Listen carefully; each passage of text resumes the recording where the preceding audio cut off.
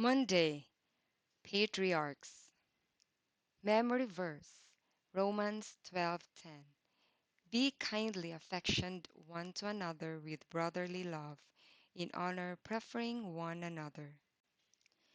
Did Satan give up when his plans for the city and tower didn't work out? Oh no. He continued his war against God through most of the people who were scattered over the earth. They had worshipped idols at Babel, and they continued doing that in the places to which they moved.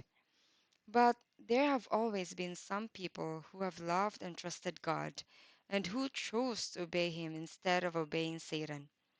The stories in the Bible are about the war between God and Satan, and about people choosing which side to be on. As we see the consequences of their choices, we can ask God to help us make wise choices and obey His 10 Commandments.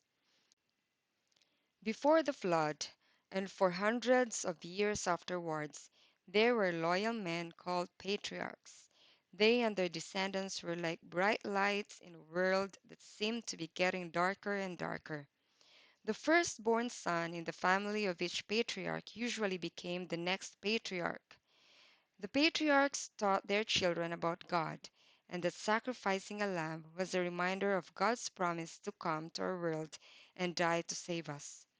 Adam was the first patriarch, but Cain, his firstborn, didn't become the next patriarch because he chose to stay on Satan's side in the war.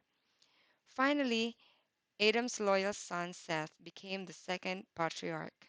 The biblical timeline shows that before the flood, patriarchs lived so long.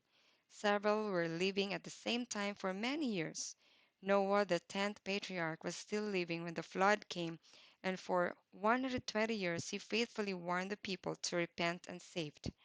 After the flood, Shem, one of Noah's sons, was chosen by God as the one whose line of patriarchs would carry out his plans. Many faithful men were among his descendants.